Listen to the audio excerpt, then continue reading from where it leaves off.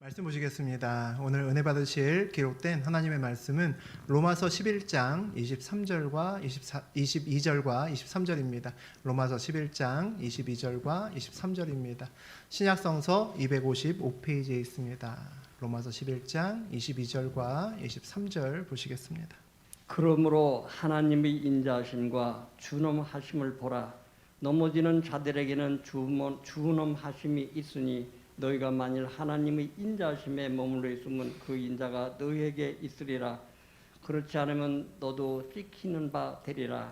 Consider therefore the kindness and sternness of God, sternness to those who fell, but kindness to you, provided that you continue in His kindness, otherwise you also will be cut off. 그들도 믿지 아니하는데 머무르지 아니하면 접붙임을 받으리니 이는 그들을 접붙이실 능력이 하나님께 있음이라. And if they do not persist in unbelief, they will be grafted in, for God is able to graft them in again. 하나님 말씀입니다. 아멘. 네, 우리 로마서 11장 22절과 23절 같이 봤습니다. 우리 그 내용 중심으로 두려움의 미학이라는 제목으로 우리 함께 나누겠습니다.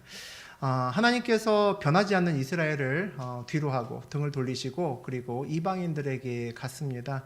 그리고 한 번도 하나님을 찾지도 않고 부르지도 않았던 그들에게 하나님을 친히 나타내시고 그들 앞에 구원의 문을 열어주셨죠. 그래서 이방인들 많은 사람들이 이제 구원의 길로 걸어갈 수 있게 되었습니다.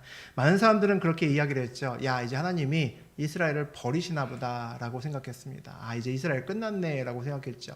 이스라엘 사람들은 굉장히 크게 당황했을 겁니다. 자기하고 함께 있었던 하나님이 이방인들과 함께 있는 것이 눈에 보이고 쟤네들이 뭔데 우리 하나님 보고 아버지라고 부르고 막 구원받았다고 하는구나 이런 걸 보면서 정체성에 혼란이 있었을 겁니다.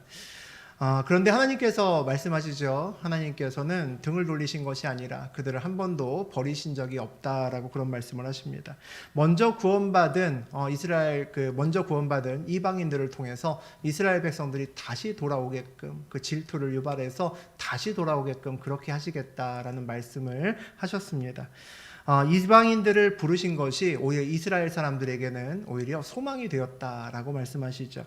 오늘은 바울 사도가 좀 다른 이야기를 합니다. 먼저 구원받은 이방인들에게 바울이 다른 때와는 좀 다른 경고의 말씀을 전하는 말씀이 오늘 말씀입니다. 우리 17절과 18절 읽어보겠습니다. 또한 가지 얼마가 꺾이었는데 돌 감람나무인 내가 그들 중에 접붙임이 되어 참 감람나무 뿌리의 진액을 함께 받은 자가 되었은즉 그 가지들을 향하여 자랑하지 말라. 자랑할지라도 내가 뿌리를 보존하는 것이 아니요 뿌리가 너를 보존하는 것이니라. 참 감람나무는 농부의 그런 신실한 보살핌을 잘 받는 그런 나무들입니다. 그러니까 온실에서 가만히 이렇게 얌전하게 자란 나무들이라는 거죠. 때마다 거름 주고 또 벌레도 잡아주고 또 농약도 쳐주고 그렇게 잘 이렇게 보살핌을 받습니다. 그러니까 어떤 열매를 맺을까요? 보암직하고 먹음직한 열매를 맺겠죠. 굉장히 크고 탐스러운 열매를 맺습니다. 누구나 봐도 먹고 싶다라는 그런 열매를 맺죠. 그것이 오늘 이스라엘 백성들을 상징하고 있습니다.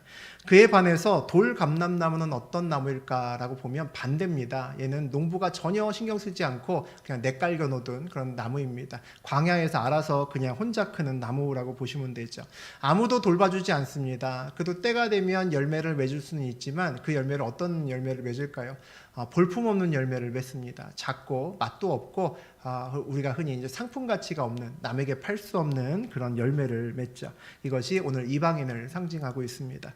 구원의 복을 받은 이방인들에게 오늘 바울이 이야기를 합니다. 하나님께서 참 감람나무 가지 중에 얼마를 꺾으시고 그 자리에 돌 감람나무 가지를 접붙이셨다라고 말씀하십니다.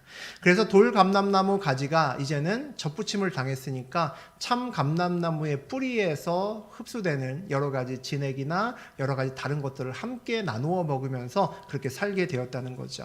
돌 감람나무 가지인데 참 감람나무 가지에 대접을 받고 있다라고 이야기를 합니다. 일종의 그렇게 보살핌을 받게 되었으니까 신분이 바뀌었다라는 것을 이야기를 합니다. 이제 서로의 물관과 체관이 연결되었죠. 이제 한 몸이 되었습니다. 서로 같은 것을 먹고 자라게 되었습니다. 이제 접붙여진 돌 감람나무 이방인은 남겨져 있어 여전히 참감람나무 가지를 구성하고 있는 다른 사람들과 형제지간이 되었습니다. 유대인과 형제지간이 되었죠. 그리고 하나님의 동일한 보살핌을 받는 놀라운 자리를 이렇게 차지하게 됐습니다. 그러니까 결국 무슨 얘기하는 겁니까? 네가 잘나서 그 자리에 있는 것 아니다라고 말해 주는 겁니다. 접붙임도 네가 한 것이 아니고 지금 네가 사는 것도 네가 잘나서 사는 것이 아니라 뿌리가 충분하게 너를 뒷받침해 주기 때문에 네가 지금 잘 사는 거라고 이야기해 주는 거죠. 구원은 온전히 은혜로 받는 거야 라고 바울이 다시 한번 이야기를 합니다. 그러니까 접붙여져 있는 돌 감람나무 가지가 자기 때문에 땅에 떨어져 있는 그 참남나무 가지를 보면서 비웃거나 조롱하거나 그들에게 자랑해서는 안 된다라고 말씀하시는 거죠. 바울이 왜 이런 이야기를 할까라고 싶습니다. 우리 먼저 구원받은 이방인들이 그렇게 겸손한 모습을 보이지 않았기 때문이겠죠. 그래서 이런 말씀을 하는 겁니다. 먼저 구원받은 이방인 그리스도인들이 예수를 영접하지 않는 유대인들을 향해서 자랑하고 비난하고 조롱하는 그런 모습들을 많이 보았기 때문에 바울이 오늘 이런 이야기를 하는 겁니다. 여기서 우리도 그렇게 자유롭지 못합니다. 우리도 이런 마음을 가질 때가 많고 그런 마음이 훅 우리에게 들어올 때도 많습니다. 우리가 이제 언젠가는 아마 같이 우리 교회 식구들끼리 아마 성지순례를 가는 날도 올 텐데 이스라엘을 돌아보면 이제 그런 마음이 듭니다. 그들이 이제 빵모자 같은 것들을 쓰고 다니잖아요. 유대인들. 그 빵모자가 키파라고 부릅니다. 키파라고 부르는 빵모자를 쓰고 다니는데 그런 유대인들을 볼 때마다 마음속에 그런 생각이 올라옵니다. 쟤네들은 하나님 사랑을 그렇게 많이 받고 그렇게 있으면서 아니 왜 구원을 못 받았냐 바보같이 막 이런 마음들이 나도 모르게 우리 마음속에 올라온다는 거죠. 그래서 그들을 볼 때마다 사실 혀를 찹니다. 겉으로는 못하죠. 속으로 몰래 혀를 차면서 아이고 한심해 막 이런 생각이 우리도 모르게 올라옵니다. 교회에서도 어찌 보면 크게 두 가지 부류의 사람들이 있습니다. 저처럼 하나님과 상관없이 살다가 하나님을 만나고 우여곡절 끝에 교회로 들어온 사람이 있습니다. 야, 하나님 진짜 살아계시는구나. 뒤통수 한 대 얻어맞은 것 같이 놀래서 들어온 사람들이 있죠. 이런 사람들은 마음에 좀 뜨거움이 있습니다. 내가 그때 하나님을 이렇게 만났는데 하나님 만나서 내가 이렇게 살다가 이렇게 바뀌었는데 막 이런 간증거리도 있고 그렇습니다. 그런데 그런 사람들만 있는 것이 아닙니다. 이 마음에 좀 뜨거움이 있고 이런 사람들도 있지만 교회는 할아버지 때부터 그냥 교회를 다닌 거죠. 아버지도 다녔고 눈 떠보니까 정신 차려보니까 나도 교회에 앉아 있는 겁니다. 그렇게 교회를 다니기 시작한 사람들도 우리나라에는 꽤 됩니다. 우리가 모태신앙이다라고 부르죠. 농담 삼아서 못하는 게 너무 많아서 모태신앙이라고 부르는 사람들도 있습니다. 어쨌든 다 그런 것은 아니지만 그렇게 신앙생활을 시작한 사람들은 뜨거움이 별로 없이 냉랭한 경우가 굉장히 많습니다. 이런 모태신앙들을 보고 이제 밖에서 뜨거운 하나님과의 체험을 하고 들어온 사람들은 혀를 찰 때도 있습니다. 물론 속으로 그러죠. 야, 쟤는 하나님 믿는 애 맞아? 라는 생각도 하고 야, 쟤가 장로님 아들이래 막 이러면서 뒤에서 몰래 뒷담화를 하기도 합니다. 쟤는 구원받은 게 맞을까? 이런 이야기를 하기도 한다는 거죠. 또 하나님을 만난 지 얼마 되지 않은 사람들이 있습니다. 그런 사람들이 교회에 들어오면 교회에 이제 좋은 바람이 일어나기도 하는데 또 그들이 또 문제를 일으키기도 합니다. 왜냐하면 그들이 들어온 다음에 보니까 오래전부터 하나님을 믿었던 권사님이나 장로님들 중에 일부는 자기가 봤을 땐 전혀 뜨거움이 없는 겁니다. 야, 저 사람들도 하나님을 믿는다고 하네 막 이런 생각이 든다는 거죠. 아니 나는 뜨거운데 어떻게 저렇게 살지? 신앙생활을 왜 저렇게 할까? 이런 잣대를 들이밀기도 합니다. 저 장로님 구원받았을까? 막 이런 생각을 하기도 한다는 거죠. 그러면 이제 반대쪽도 그런 얘기를 합니다. 아니 누군 왕년에 안 뜨거웠나? 이제 교회 다닌 지 얼마 되지도 않는 것이 막 이러면서 화를 내기도 합니다. 정작 사실 구원은 우리가 누군가가 믿음이 어느 정도 차서 넘어가서 그만큼 충분한 믿음이 되어서 받는 것은 아닙니다. 우리 구원은 같은 뿌리의 지탱을 받고 거기서 진액을 받기 때문에 우리가 구원을 받는 거죠. 근데 우리는 뿌리하고는 아무도 안 싸웁니다. 가지끼리 싸우죠. 우리가 뿌리에서 온전히 받고 구원을 받게 되면 그것으로 감사해야 되는데 가지들끼리 보면서 비교하기 시작합니다. 감사가 떨어지면 비교가 나오고 비교가 되면 그 다음부터 이제 불평이 나오기 시작하죠. 그래서 구원에 대한 가장 1차적인 문제는 감사가 아닌가 싶습니다. 이 감사를 잃어버리는 순간 우리는 올라가지 말아야 될 자리에 올라갑니다. 그것이 교만의 자리죠. 이스라엘 백성들이 왜 예수님을 받아들이지 못했을까라고 생각해 보면 원론적으로는 그들이 교만했기 때문입니다. 나는 특별해, 나는 선택받았어 라는 그 마음이 그들 마음속에 있는 거죠. 그러니까 그들은 늘 누구를 바라보면서 잣대를 들이밀면서 그 다음에 판단을 합니다. 얘는 구원 받았을까 안 받았을까? 얘는 하나님이 많이 사랑하는 애일까 덜 사랑하는 애일까? 그거 이제 보고 있다는 거죠. 그러다 보니 예수님을 봤는데 예수님에 대해서 메시아의 잣대를 들이미니까 예수님이 아무리 봐도 메시아 아닌 것 같습니다. 그래서 그들은 예수님을 메시아로 구원자로 받아들일 수가 없었다는 거죠. 그들 스스로 평가했습니다. 하나님의 판단이 아니라 그들이 스스로 판단했기 때문이죠.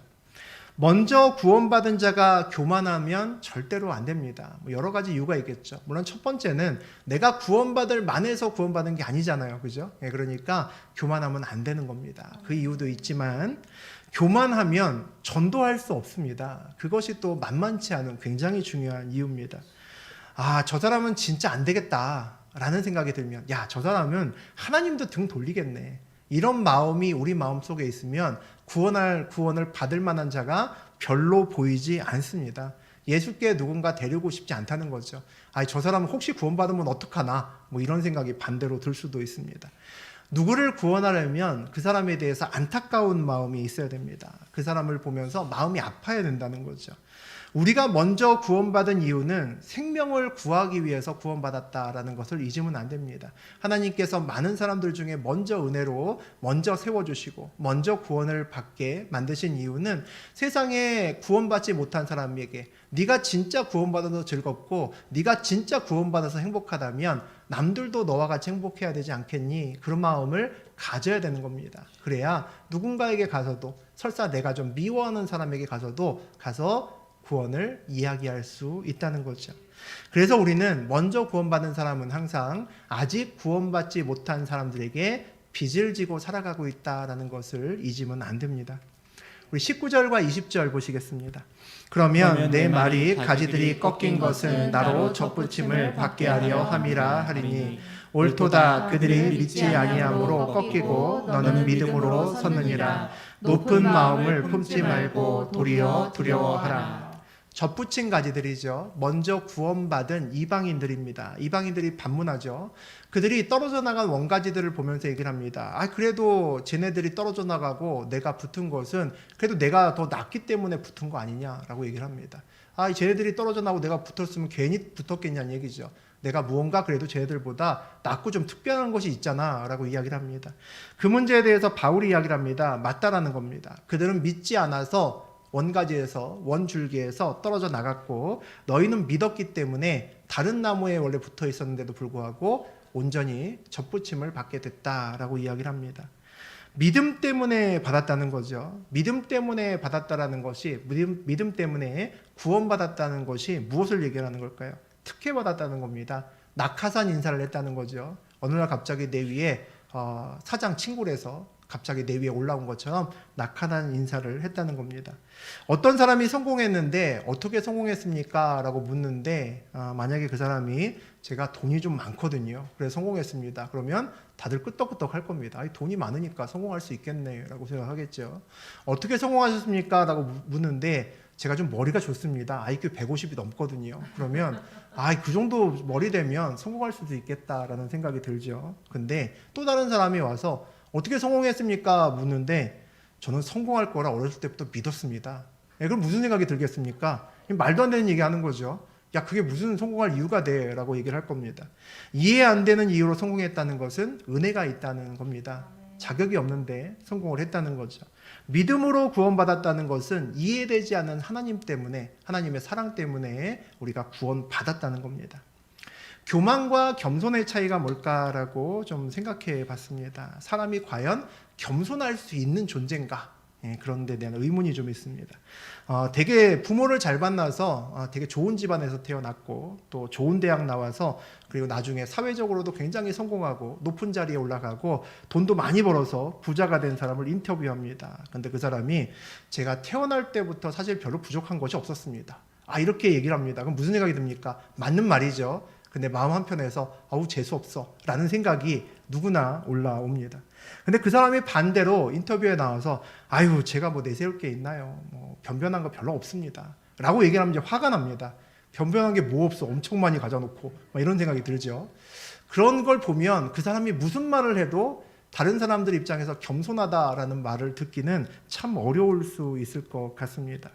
말하는 사람도 문제지만 듣는 사람도 마찬가지로 문제라는 거죠. 우리가 어떤 사람을 보면서 그 사람이 가진 것, 그 사람이 붙들고 있는 배경이나 이런 것들을 주목해서 보고 있으면 그 사람이 마음에 담은 말을 해도 그 말이 온전하게 들리지 않을 수도 있습니다.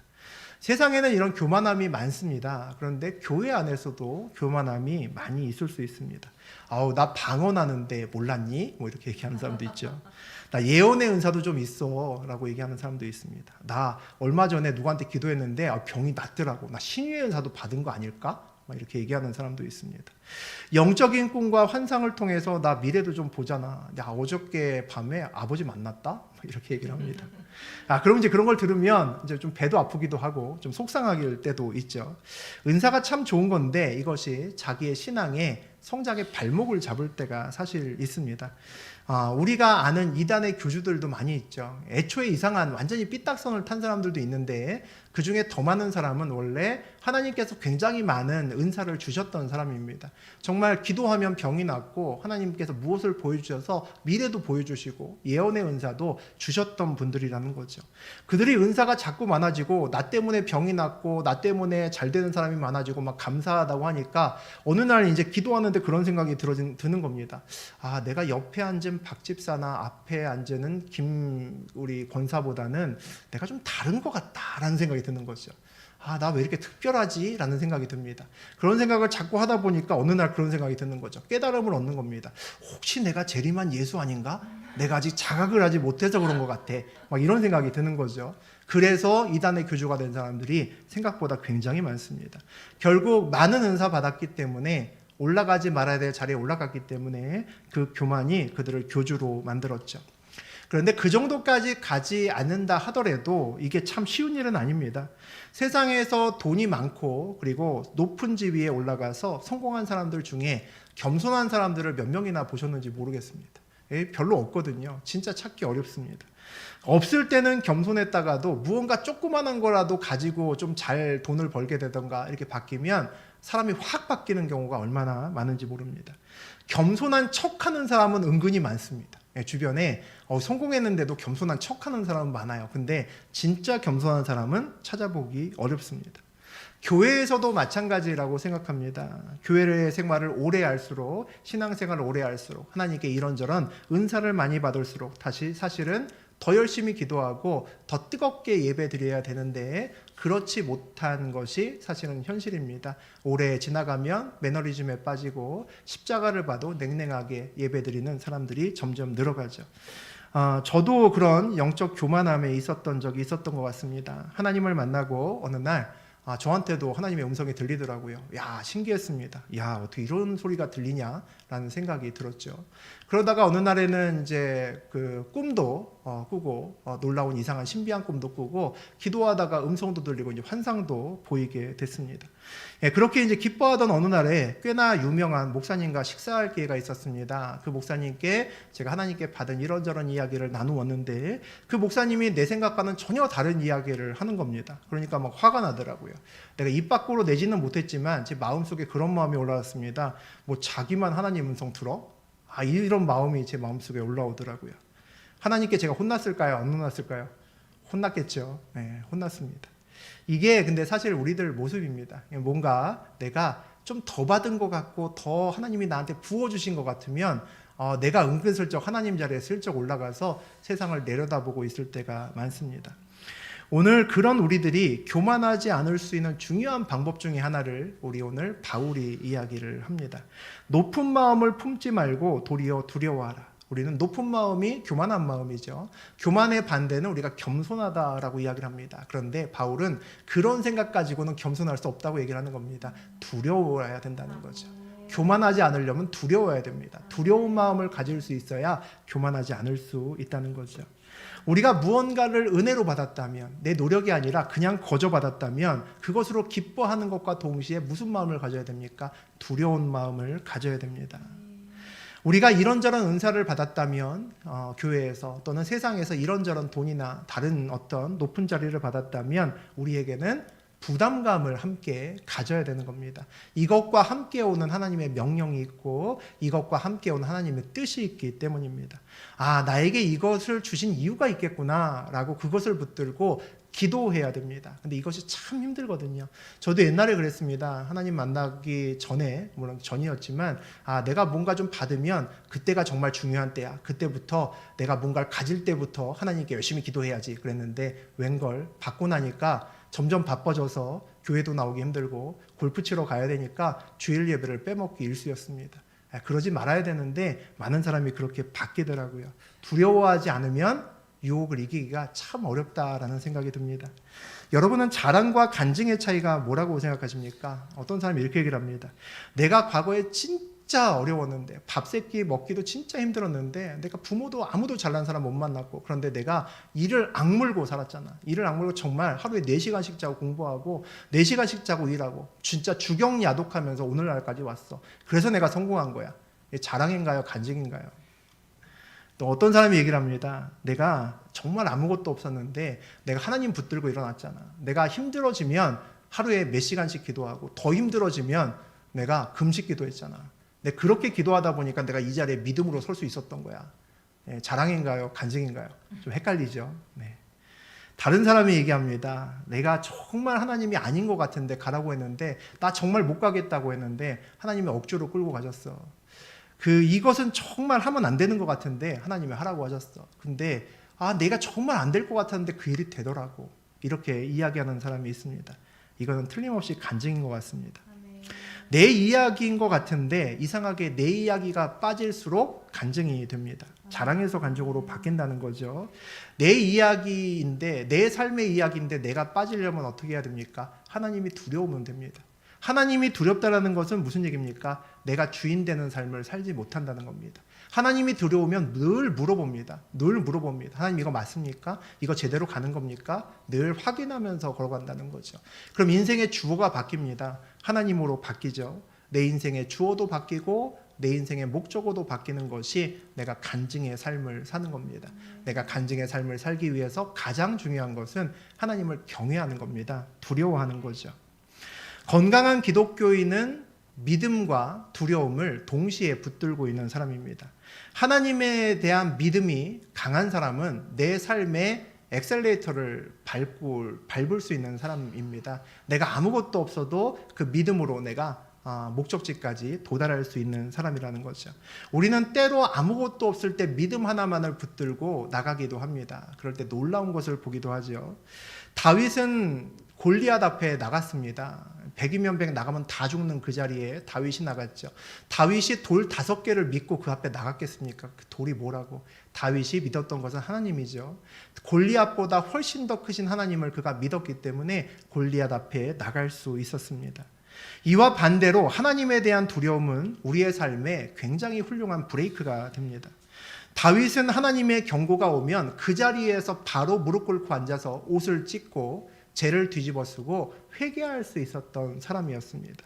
그래서 그가 정말 큰 죄를 지었음에도 불구하고 왕의 자리를 지킬 수 있었고 하나님이 복을 주시는 그 자리를 여전히 지킬 수 있었습니다. 믿음은 어떤 자리에 올라가게 만드는 힘을 가지고 있습니다. 그런데 두려움은 올라간 자리를 그대로 유지할 수 있게끔 만들어줍니다. 언제나 잘못했을 때 멈추어 서서 그 잘못에 등을 돌리고 하나님 앞에 설 수 있도록 만들어주기 때문입니다. 성경에서는 수많은 곳에서 두려워하지 말라라고 우리에게 말씀하십니다. 두려워하지 말라라 그러죠. 강하고 담대하라, 두려워하지 말라라는 이야기를 굉장히 많은 사람들에게 말씀하십니다. 그래서 우리는 두려움은 안 좋은 거다라고 이야기를 하지만 그 두려움의 대상이 세상일 때 안 좋은 겁니다. 하나님은 여전히 우리가 평생을 두려워하고 경외해야 되는 대상이 됩니다. 하나님을 두려워하는 마음이 커지면 신기하게 세상이 두렵지 않습니다. 이게 참 신기하죠. 우리가 세상을 두려워하지 않는 방법은 용기를 내는 것이 아니라 하나님을 더 두려워하는 겁니다. 그럼 세상이 두렵지 않습니다. 하나님을 두려워하는 마음이 커지면 죄의 유혹을 이겨나갈 수 있습니다. 내가 죄의 유혹을 이기리라 라고 결단하는 것이 아니라 하나님을 더 두려워하면, 죄보다 더 두려워하면 죄의 꼬임에 빠지지 않습니다. 그래서 하나님에 대한 두려움은 늘 저하고 여러분을 든든하게 지켜줍니다. 우리 21절과 22절 보겠습니다. 하나님이 원가지도 아끼지 아니하셨은즉 너도 아끼지 아니하시리라. 그러므로 하나님의 인자하심과 준엄하심을 보라. 넘어지는 자들에게는 준엄하심이 있으니 너희가 만일 하나님의 인자하심에 머물러 있으면 그 인자가 너희에게 있으리라. 그렇지 않으면 너도 찍힌 바 되리라. 바울이 하나님의 인자하심과 준엄하심을 잘 보라라고 이야기를 합니다. 하나님의 양면성이죠. 인자하신 하나님도 있지만 준엄하신 하나님도 있다라는 겁니다. 그러니까 우리가 늘 하나님의 인자하심 앞에 있어야지 우리가 준엄하심 앞에 있게 되면 너도 지켜나갈 수 있어 라고 이야기를 합니다. 늘 하나님의 인자하심에 서 있을 수 있는 방법은 늘 하나님을 두려워하는 것일 겁니다. 바울의 말처럼 하나님이 원가지 그렇게 예뻐하셨던 이스라엘 백성들도 아끼지 않으셨는데 하물며 나는 어떨까? 이 마음이 늘 우리에게 있어야 됩니다. 우리를 하나님께서 온전히 구원을 시키셨고 놀라운 복을 주셨지만 우리에게 하물며 나는 이라는 마음이 언제나 우리 마음에 있으면, 거룩한 두려움이 언제나 우리 마음속에 있으면 우리가 하나님의 인자하심의 눈앞에서 벗어나지 않는다는 거죠. 하나님께 무엇인가를 받았을 때 그것은 뭐 당연한 거지, 뭐 내가 이 정도 했으니까 이 정도는 주실 수 있는 거 아니야? 라는 것으로 우리의 인생이 바뀌게 되면 교만해집니다. 교만해지면 하나님의 준엄하심의 그 자리에 설 수 있다는 거죠. 우리 23절과 24절 보겠습니다.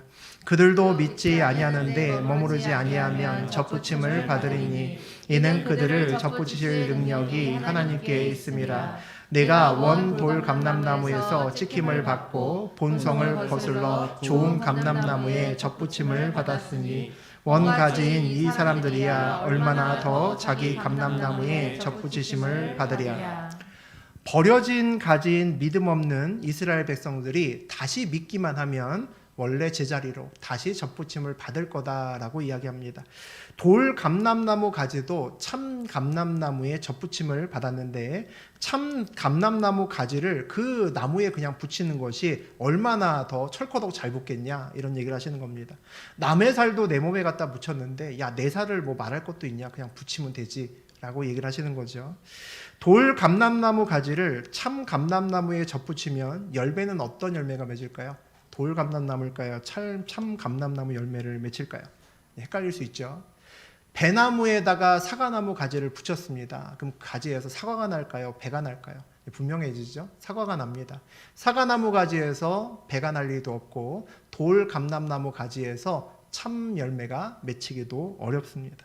그러면 좀 잘못됐다는 생각이 들죠. 돌감람나무에 참감람나무 가지를 붙여야지 맞지, 왜 참감람나무 가지에다가 돌감람나무 가지를 붙이나라는 생각이 듭니다. 열매도 제대로 못 얻는데 말입니다. 상품 가치가 없는 열매가 맺힐 겁니다. 우리 시각으로 보면 헛수고다라는 생각이 들죠. 본성을 거슬러 좋은 감람나무에 접붙임을 받았으니 라고 되어 있습니다. 본성을 거스른다는 얘기는 자연스럽지 않다는 겁니다. 부자연스럽다는 거죠. 뭔가 이유가 있다는 겁니다. 성경에는 이런 비유들이 종종 나옵니다. 우리 누가복음 13장의 6절과 7절 말씀 보겠습니다. 이에 비유로 말씀하시되 한 사람이 포도원에 무화과 나무를 심은 것이 있더니 와서 그 열매를 구하였으나 얻지 못한지라. 포도원 지기에게 이르되 내가 3년을 와서 이 무화과 나무에서 열매를 구하되 얻지 못하니 찍어 버리라. 어찌 땅만 버리게 하겠느냐. 예수님이 하신 비유인데 포도원에 무화과 나무를 심어놓고 열매를 구합니다. 그런데 3년을 지났는데도 열매가 없는 거죠. 예수님의 심판의 날에 하나님께서 기다림의 은혜를 주셨다라는 것을 비유로 한 말씀입니다. 그런데 이 비유를 보니까 포도원에 심겨진 무화과 나무가 주인공이다라는 것을 알 수 있습니다. 이상한 일이죠. 포도원의 주인공은 포도나무입니다. 포도원 자체가 포도나무를 위해서 지어진 곳이죠. 그러니까 포도나무가 주인공이어야죠. 그런데 왜 무화과 나무가 뜬금없이 주인공 역할을 할까? 왜 이 이야기의 주제가 될까라는 생각이 듭니다. 그것도 그 무화과 나무가 뭐 금열매를 맺는 그런 무화과 나무가 아닙니다. 심지어는 열매도 맺지 못하는 무화과 나무죠. 그런데 그 무화과 나무가 이 이야기의 중심에 서 있습니다. 아니 왜 포도원에 있는 무화과 나무 때문에 이렇게 싸울까라는 생각이 듭니다. 이 이상한 나무 한 그루로 오늘 주인과 포도원 지기 사이에서 다툼이 일어났습니다. 주인은 와서 열매도 맺지 못하는 것 왜 심었냐고 그냥 찍어버리라고 이야기를 하고 포도원 지기는 조금만 더 기다려달라고 그렇게 사정을 합니다. 사실은 참 부자연스러운 일이죠. 포도나무만 누리면 되는 좋은 땅에 이상한 나무가 와서 그 자리를 무화과 나무가 차지를 합니다. 그리고 그래서 땅을 굳이 버리게 만들 필요가 있느냐 이런 말까지 나옵니다. 포도원에 포도나무가 있는 것은 굉장히 자연스러운 것이고 포도원에 무화과 나무가 심긴 것은 굉장히 부자연스러운 일입니다. 원가지가 자기 줄기에 붙어 있는 것은 굉장히 자연스러운 일인데 돌 감람나무 가지가 참 감람나무에 접붙여 있는 것을 보는 사람은 누구나 이질감을 느낍니다. 저게 왜 붙어 있지라는 생각이 있는 거죠. 부자연스럽습니다. 부자연스러운 것은 반드시 이유가 있기 때문입니다. 누군가 몸수고를 하고 누군가 이유가 있어서 그곳에 심어 놓았거나 접붙여 놓았다는 거죠. 수학에서도 변곡점이라고 하는 것이 있습니다. 두 개의 곡선이 굉장히 부드러운 곡선이 있는데 서로 다른 두 곡선을 한 지점에서 연결합니다. 그 지점을 변곡점이다라고 부르죠. 그 변곡점에서 미묘한 커브를 그리면서 변화가 만들어집니다. 저하고 여러분의 인생길에서도 그런 지점이 있습니다. 변곡점이 있고 접붙여져 있는 그런 지점이 있습니다. 굉장히 자연스러워 보이지만 눈을 조금만 크게 뜨고 바라보면 부자연스러워 보이는 그런 지점을 통과하게 됩니다. 변곡점이 있다는 것은 어떤 의도가 개입됐다는 겁니다. 하나님이 우리 인생에 들어오셨을 때 저하고 여러분의 인생길에도 변곡점이 만들어집니다. 그 자리에 접붙인 자리가 있기 때문이죠. 변곡점을 지난다는 것은 내가 이전에 하고는 다른 인생의 커브를 그리며 살게 될 것을 이야기를 합니다. 이 시간에 이 자리에서 예배드리시는 분들 중에서 이미 그 변곡점을 지나신 분들도 있겠고 지금 그 변곡점을 지나고 있는 중인 분들도 있을 겁니다. 이미 인생에서 하나님이 들어오셔서 내 인생에 개입하시고 계신다는 겁니다.